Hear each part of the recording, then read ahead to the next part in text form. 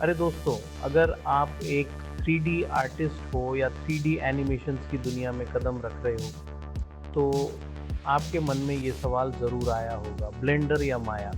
आइए जानते हैं कि हर 3D आर्टिस्ट को ये ज़रूरी फैसला लेने के लिए क्या जानना ज़रूरी है। सबसे पहले बात करते हैं ब्लेंडर की। ब्लेंडर ओपन सोर्स है और बहुत वर्सेटाइल है।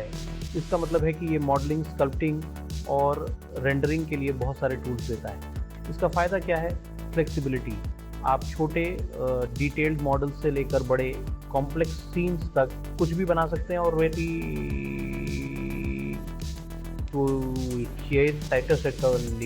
डेट रखेंगे। तो अगर आपको डिटेल्ड कैरेक्टर मॉडल्स, एनिमेशंस या कोई भी 3D आर्टवर्क बनाना पसंद है जहां फ्लेक्सिबिलिटी और टूल्स की वैरायटी ज़रूरी है, तो ब्लेंडर आपके लिए बेस्ट ब्लेंड। अब बात करते हैं माया की।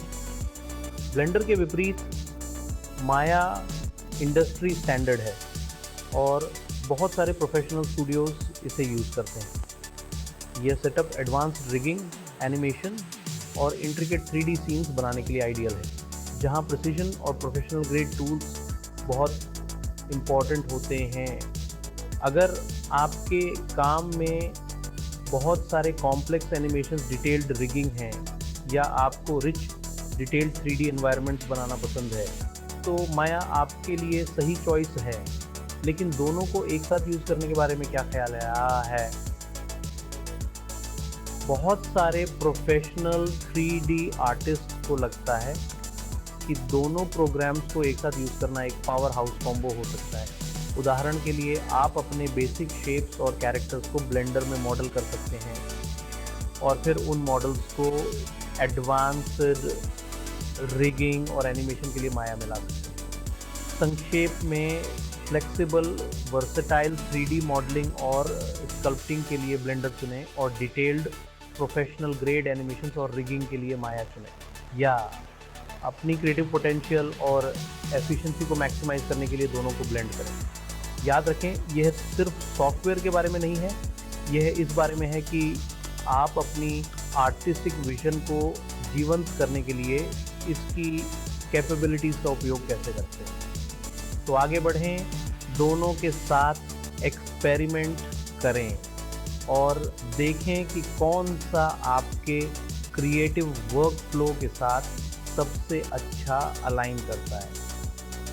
सुनने के लिए धन्यवाद और हैप्पी एनिमेटिंग।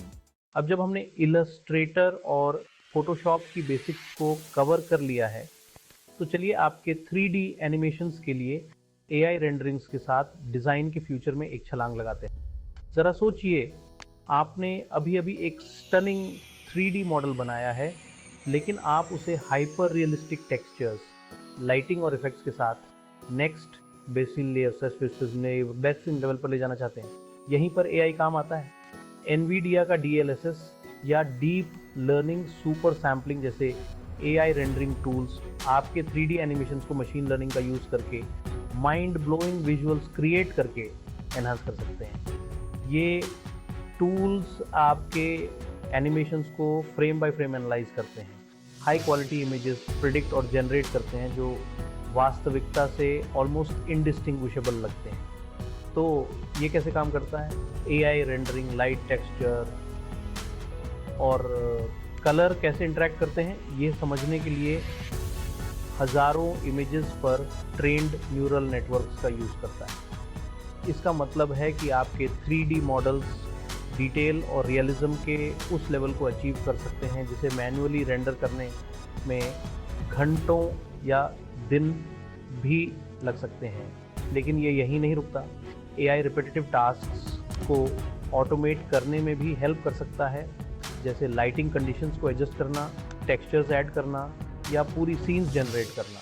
ये आपको आपके काम के क्रिएटिव एस्पेक्ट्स पर फोकस करने की अनुमति देता है, जबकि AI हेवी लिफ्टिंग हैंडल करता है। इलस्ट्रेटर और फोटोशॉप जैसे ट्रेडिशनल डिज़ाइन टूल्स को cutting edge AI rendering technology के साथ कंबाइन करने से आपके प्रोजेक्ट्स को नई ऊंचाइयों तक पहुंचाया जा सकता है। चाहे आप किसी कमर्शियल प्रोजेक्ट, गेम डिज़ाइन या एनिमेटेड फिल्म पर काम कर रहे हों, एआई रेंडरिंग्स आपको समय बचा सकते हैं और आपकी प्रोडक्टिविटी को बढ़ावा दे सकते हैं और साथ ही साथ स्टनिंग रिजल्ट्स भी डिलीवर कर सकते हैं। तो बस इलस्ट्रेटर और फोटोशॉप में मास्टरिंग करना बंद न करें। अपने 3D एनिमेशंस को breathtaking works of art में बदलने के लिए एआई की पावर को अपनाएं। डिज़ाइन का फ्यूचर यहाँ है और ये पहले से कहीं अधिक एक्साइटिंग है। देखने के लिए धन्यवाद और कुछ एक्स्ट्रॉर्डिनरी बनाने के लिए तैयार हो जाइए।